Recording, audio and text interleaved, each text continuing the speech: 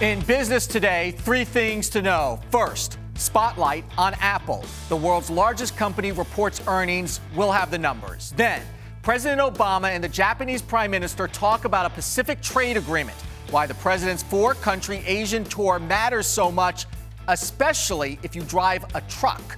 And drones aren't just for the military anymore. From surveillance to media coverage to one day getting your pizza delivered.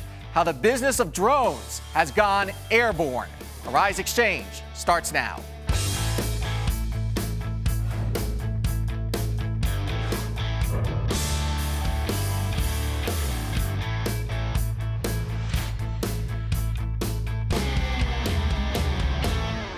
Hello, everyone. I'm Andrew Schmertz, the heavy hitter in the earnings blitz season, reporting results this afternoon. Apple, the world's largest company and arguably the most watched, said it earned $11.62 a share, whipping expectations of $10.18 a share. Revenue came in at $45.6 billion, about $2 billion higher than expected. AAPL also announcing a 7-to-1 stock split and has upped its stock buyback program to $90 billion. And we have a few more data points on Apple. iPhone sales coming in strong, better than 6 million than expected, 43.7 million for its second quarter. iPad's the one disappointing number here at 16.4 million.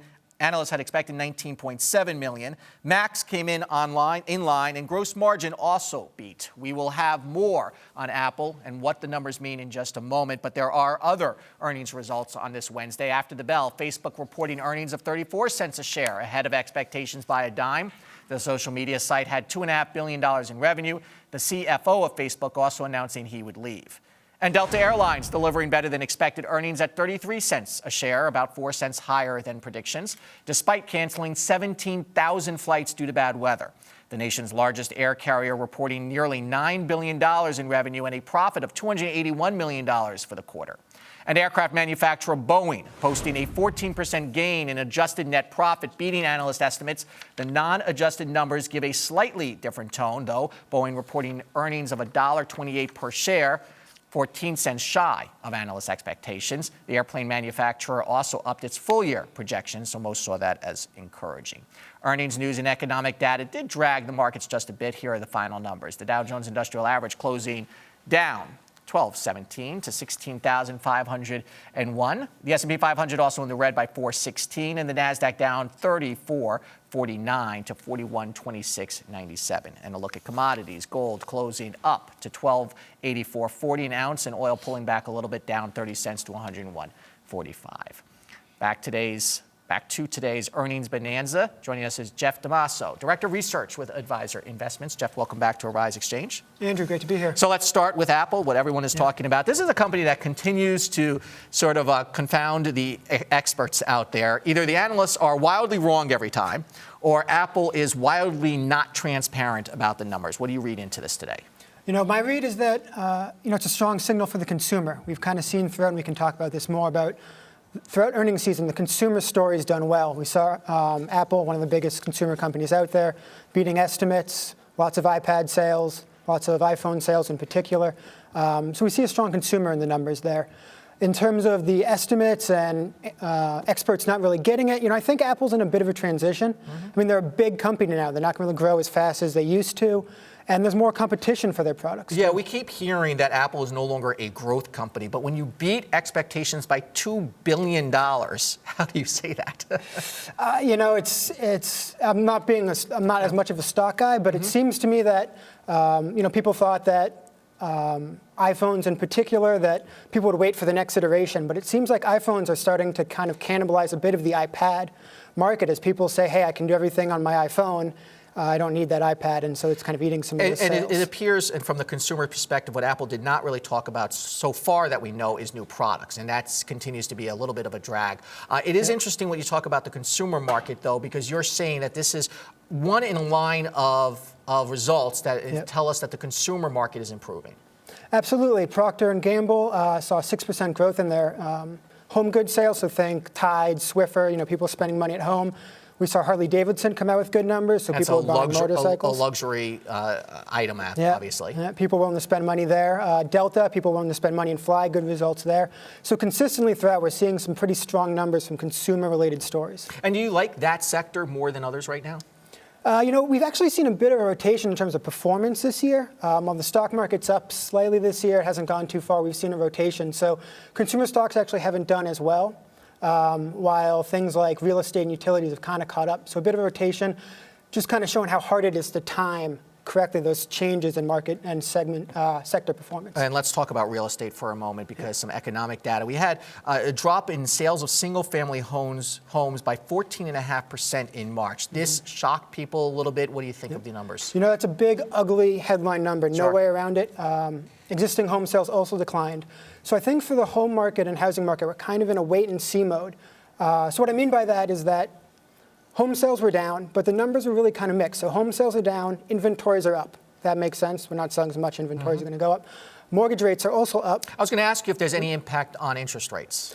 It seems like that the rise in mortgage rates probably has dissuaded some people from buying. But the one piece that doesn't quite add up with all that is that home prices are at record levels. Are high. Exactly. Well, the worry then, though, is now we've sort of hit the top level of home prices, and people are pulling back on sales. So would the next shoe to drop be to see where home prices are going? I think we've got to wait and see on that. I mean, the median new home sales did hit a new high, so it's hard to say the housing market is weak when we're hitting new highs in that sense. But we've really got to wait and see how we come out of the winter and into the spring. Finally, we have some other economic data coming out. What do you think of the economic data going forward over the next 30 days or so? We feel reasonably good about the economy. We continue to say that we're in a slow growth mode. We're not firing on all cylinders. Saw that with housing. But manufacturing has really been pretty strong. The engine's still going. We're still hitting some cylinders. Manufacturing today came out with strong numbers. That seems to be taking a bit of the lead from the housing market in terms of driving the economy forward. Okay, Jeff Damaso with Advisor Investments. Thank you, as always. Thanks, Andrew. President Obama began his Asian tour Wednesday with a good, healthy meal. Mr. Obama and Japanese Prime Minister Shinzo Abe met at a famous sushi restaurant in Tokyo. The get-together kicked off a four-country visit by the president, where the U.S. is negotiating a new trade deal aimed at countering the economic power of China. Our Washington Bureau Chief James Blue is in Washington, D.C. to talk about what's on the menu. So, James, what is at stake in these negotiations? Well, basically, they are trying to create a large trading bloc for the sort of hottest economy on the Pacific. That is Malaysia, Japan, Chile, Australia, Mexico, and they really are trying to create a bloc that will in some ways counter China. They're trying to align the laws such that the trade between the countries will be robust enough, and potentially they will have to be less reliant on exports from China. And so this is a key portion of the economic plan as part of the Obama administration's pivot toward Asia. And this is not just Asia you mentioned, so why sort of the disparate group of these countries? These are the countries that form 40% of the world's GDP. These are sort of the hot countries where things are going pretty well. And it's not just Asian countries in the Pacific. It's also countries in the Pacific, Mexico, Chile, Australia.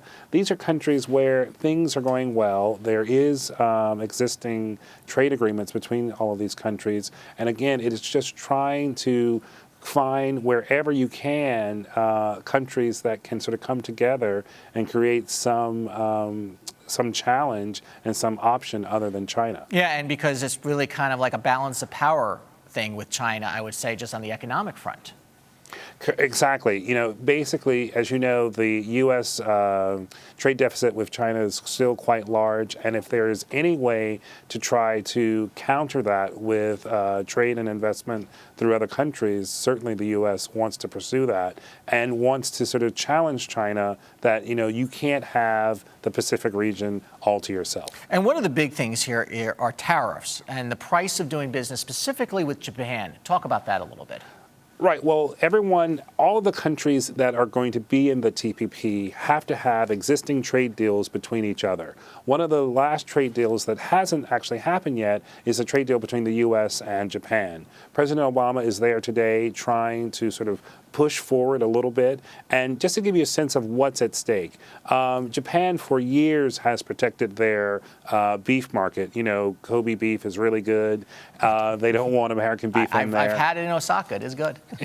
It's good. And so what they have done, the current tariff on Kobe beef is about 38%. Wow. And Japan is willing to reduce that for American imports to about 19%. But the real challenge is the tariff on light trucks that come from Japan to the U.S. If you are going to buy a light truck here in the U.S. made by Toyota or made by Nissan, you're going to pay about 38% more in tariffs just to have the luxury of buying that truck. That clearly is a SOP and is in place because of the U.S. decision to protect the U.S. auto industry. If the Japanese trucks were priced at cost, they would certainly undercut the U.S. truck costs, and that would bring a number of sales, which, as you know, trucks are the biggest selling car sector at the moment. Indeed.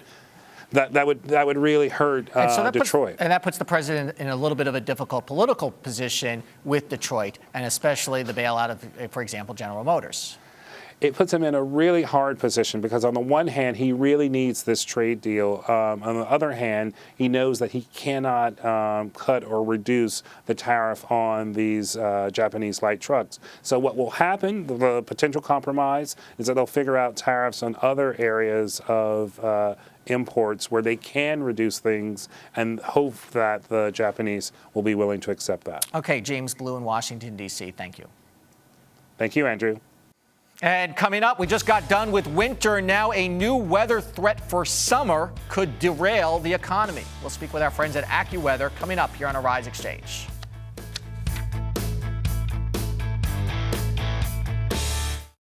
I have never worked for a news organization like Arise News. The vision here is not just to tell the main stories of the day, but to tell the news that other organizations don't tell, and tell it in a way that people that look like me, that look like you, are interested in. In this news organization, everybody's opinion counts. There is no big I's and little U's. Every angle, every perspective matters, and that's freeing in so many ways.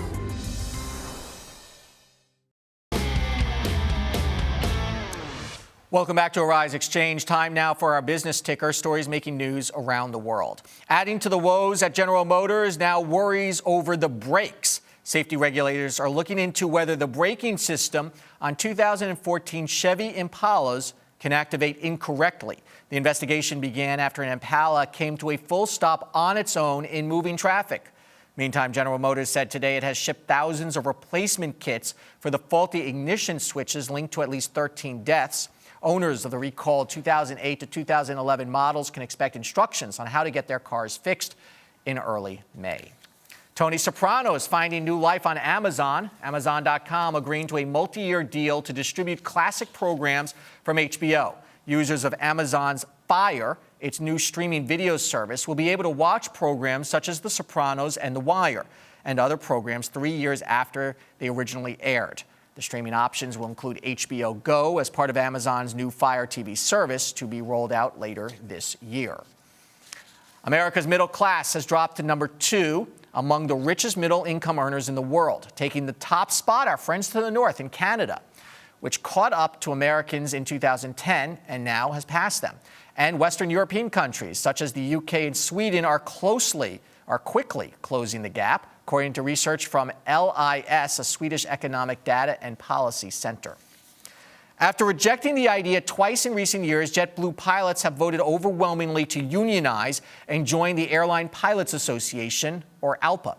ALPA is the largest pilots union in the country, and the vote makes pilots the first group of JetBlue staff to unionize. And technology that is restoring sight to the blind, quite literally. Michigan resident Roger Ponce, who went almost completely blind after being diagnosed with retinitis pigmentosa as a teen, can see again after being fitted with a bionic eye designed by California prosthetics firm Second Sight. The technology transmits information from glasses equipped with cameras into electrical signals on the retina, and the brain does the rest, allowing Ponce and people like him to see their loved ones In his case, for the first time in years. So far, the surgery has been performed successfully 4 times. The 5th procedure is scheduled for next month. Winter is over. Not soon enough for those in the Midwest and the Northeast of the United States. But now comes El Nino, a weather phenomenon that could mean rain for the U.S. and drought for the other side of the world. To give us a better idea of what we may be facing is Bernie Rayno, senior meteorologist with AccuWeather. He is in State College, Pennsylvania. Bernie, welcome back to Arise XChange. Always my pleasure. All right, so what is El Nino? It is the warming of the equatorial waters in the eastern Pacific. Usually the warmest water is in the west. During El Nino, it's in the east. And of course, because you have all that warm water in a different location, it obviously changes the weather patterns across the world. The stronger the El Nino, the bigger the enhancements that we have across the country. It's not the only, or across the world, it's not the only thing that impacts it, but it is, in a sense, when it's very strong, it is a driver. The strongest El Nino that we've had was back in 1998. We are due to have one. And do we know what causes El Nino? You know, the weather and the climate works in cycles, and if you look back, it seems as though every 15 to 16 years we get a strong El Nino. We've had some moderate ones. The latest was back in 2009, 2010. It is a natural phenomena, but it is a little hard to predict. We do believe one is going to come on later this summer. The question we're trying to answer is how strong it's going to be. The stronger it is, the more enhancements or impacts it will have. And the impact specifically here in the United States and North America, a lot of rain, while drought in Australia, for example. So, you know, we've had this huge drought in California in the western part of the United States. Will this help? Oh, if it's a strong El Nino, it absolutely would. It absolutely can. It's kind of amazing how the climate tries to even out in the end. But if we do have a strong El Nino, odds favor plenty of rain in California, and oftentimes in a strong El Nino, you can get floods. And we may go from drought to floods, depending on the strength of El Nino and the other pattern that sets up. You typically also get warmer, tend to get more precipitation in the southern tier of the United States. And if it is a strong El Nino, odds favor that it won't be as cold this upcoming winter in the eastern half of the United States, although there is no correlations to as far as the amount of storms or snow you're going to have. But again, it all depends on the strength. And why is that? Is that just from historic data that a strong El Nino will mean a less impactful winter? Well, when you have a stronger El Nino, it enhances the pattern more in its favor. What we tend up getting in a strong El Nino is a split flow across the United States. It sounds complicated, but it's not. You get one branch of the jet stream coming in across the southern part of the United States. That's the tropical branch. The northern branch, which has the colder air, ends up being a little farther north, so that keeps the colder air farther north. But again, it has to be a strong one for it to overwhelm things. It won't control it, but it will be an enhancer and a big factor. The other thing quickly, in a strong El Nino or any kind of El Nino, you tend to get less tropical activity in the Atlantic basin, and combined with the fact that water temperatures are colder than normal in the breeding grounds, that could mean less hurricanes in the Atlantic this season. That's very interesting. On the economy side, you know, which do farmers like more or fear more, drought or rain? There's no question that drought has a bigger economic impact, I think, because it tends to be a longer duration. Floods tend to be a shorter duration. Unfortunately, the weather in California, that's the way it works, extremes. In order to get rid of extreme drought, you need lots of rain. And if we have a strong El Nino, that could happen. But it won't be until December, January, and February. It won't really kick in until the winter months. And so, therefore, for those using commodities, or all of us consuming commodities, what are we looking at in terms of prices and variances of availability? I think overall, the more rain you have, the better off you are agriculturally. Now, in the northern plains, there's not much impact during a strong El Nino. So that would be the wheat in the northern end of the corn crop, southern end of the corn crop in the southern plains. That would have an impact. The other thing, though, is El Nino, strong El Ninos means dry weather in Indonesia, and that's where you have your cocoa and coffee crops, and also northeastern Australia, where they tend to draw or to grow some corn there. So that could have a negative impact in that parts of the world. Bernie Rayno, as always, turning weather into dollars and cents for us. Thank you from AccuWeather. My pleasure. Ahead, the Queen's artist allegedly behind an $80 million fake art scam. Our favorite person of the day is next here on Arise Exchange.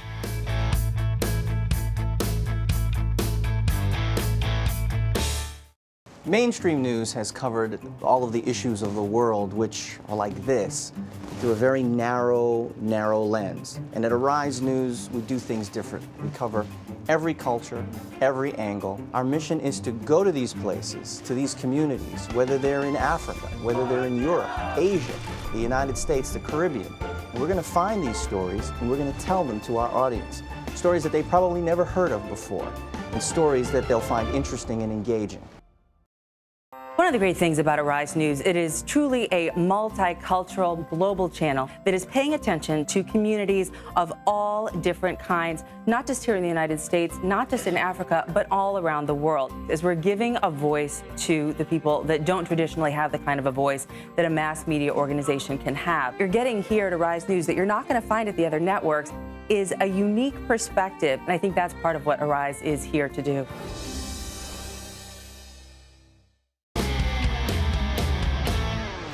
Time now for our favorite person of the day, when we pick one person who grabbed our attention, and not for the right reasons.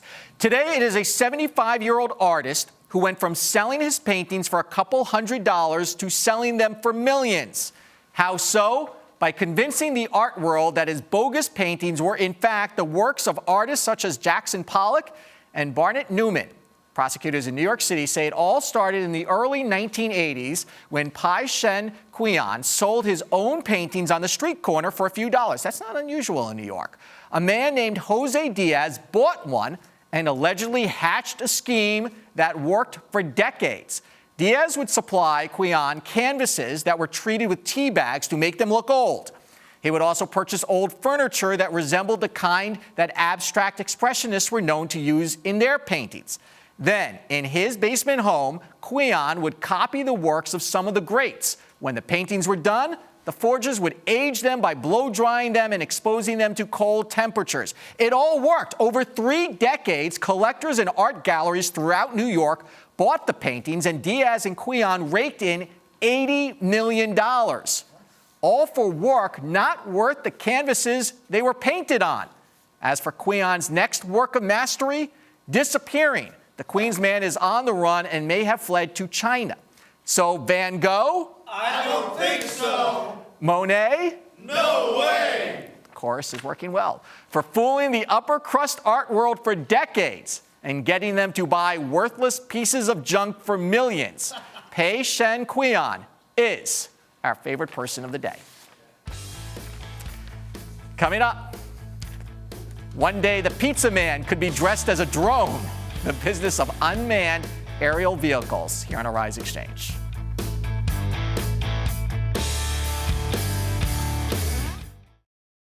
On Arise Review, we take an in-depth look at the week's top stories. You'll hear from some of the best analysts in the world on a wide range of topics. Here are some highlights from our last show.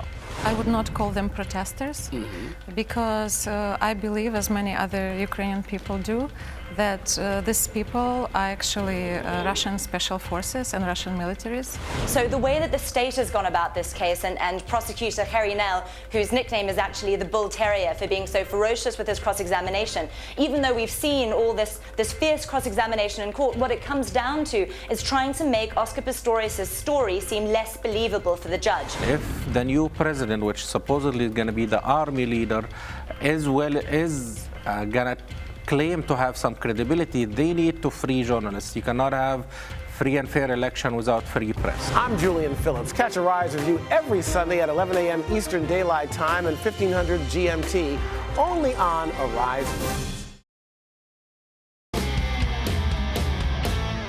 Drones are all over the news these days, and maybe even over your homes. From military use to private security to delivering groceries by unmanned aerial vehicles, the idea of commercial use of drones is becoming a reality. Joining us to talk more about the drone market is Eric Jamieson. He is Chief Technology Officer with Digital Defense Surveillance, which sells unmanned aerial vehicles. Eric, welcome to Arise Exchange. Not delivered by drone. Thank you very much, Andrew. And you're in, No, I'm here live. And you're in Phoenix, I believe. I am, thank you. First, define for us what a drone is and how it's different than a remote-controlled helicopter? Well, I mean, drone is a term used, it's thrown around quite a bit. We prefer a small unmanned aerial vehicle is what we're talking about. I think the FAA calls it a small unmanned aerial system. The difference with the system being that it's the operator and the vehicle itself. So that's kind of the idea. The drone is a unanimous term, though. But I mean, it can cover anything from the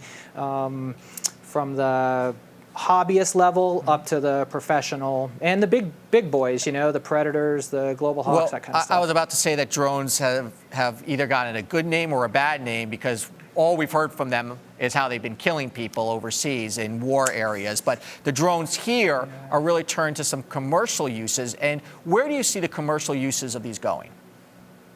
Oh boy, the sky is the limit. For us, that's about 400 feet, right. And that's what the FAA has put in right now. I mean, you're talking about law enforcement, the ability to look for suspects, the ability to take a crime scene or to take an accident scene and rapidly videotape that and then document it and then open up the scene. Fire departments, being able to take a thermal imager and fly it around the building to see the hot spots for a fire. Search and rescue, of course, is just a standard. You've got the ability to go out and find individuals quickly. Here in Phoenix, we've got washes. Somebody goes missing. Sometimes the officers and getting a helicopter up or getting a manned vehicle up there can be expensive. And a small drone, a small UAV like this, Eric, let's talk. It just fits perfectly. Let's talk about the FAA's role here because they've been criticized for clamping down on drones. And just in New York this week, there was a search and rescue mission where the drone was delayed, apparently, allegedly, because of FAA paperwork. Right. Where do you come down on this? The FAA says they get to regulate drones. There's already one court decision that says the FAA does not get to regulate drones. What would you like to see the government's role here, though, in regulating things that are flying over people's homes and heads? Yeah, absolutely, Andrew. I mean, we take the big boy approach. I mean, we need to be players. The FAA does have a role. This is a bit of the Wild West in a sense that they've clamped down on it for so long, and the technology has come to the point where it's simple and easy to use. So people are just doing it, and that's not good either. If you take the days when we had cars with no regulation or something, we don't want to see that happen here. We want to be responsible. We encourage that. We really look at that as a significant factor. I think the FAA is taking steps, but they're a huge bureaucracy that doesn't move quickly necessarily, and they're slow to this. And Eric, not just the FAA here, but let's talk about privacy issues. When a helicopter is overhead, we hear the helicopter and see it. When it's a small drone, we may not. Do you have concerns? You're in the surveillance business. You're making money from this. Do you have privacy concerns over this? The privacy concerns are valid, but it's the use that is important here. Just to understand that, people aren't just flying these. I mean, as a private citizen, you can take one off as a hobbyist and fly it around your neighborhood. Sure. They're not quite as quiet as you're going to think because, I mean, you're hearing them from 30 to 40 feet away easily. Depending on the motors and everything. But, privacy is valid, and I think the way to approach that is to be respectful and to have standard operating procedures that ensure you're not infringing on those privacy We have issues. about a minute left, and I want to talk about the investment opportunities here. Where do you think people should be looking who are possibly interested in investing companies that are doing this? Where should people be looking, in what sectors? Oh, boy. In the building and marketing of these, I mean, we're looking at $5 to $6 million this year alone in sales. We've got a particular drone here that. Pardon? Of the drones you sell, okay. Yep, and this particular one here is from Seeker Systems. It's not your hobbyist level. This is a professional grade system, and we look at being able to distribute those, and that's really moving things into the United States is, I think, the most important element there, because to move it into the United States as opposed to buying the Chinese products or outside the United States, that's really what we want to see happen. All right, Eric, that's a badass drone looking you got there. Hey, it looks great. Yeah, thanks. Eric we Jameson, enjoy it. Thank you so much for talking with us. Great. Andrew, thank you very much. Later this week, Friday, the business of covering disasters. Let's take a look at the markets once again. All in the red, down. The Dow Jones Industrial Average down 12 points. The S&P 500, NASDAQ off fractionally as well. The big stock to watch tomorrow, of course, will be Apple. Apple reporting pretty much blockbuster results today. We'll see how the market reacts on Thursday. I'm Andrew Schmertz. Thanks for watching Arise Exchange.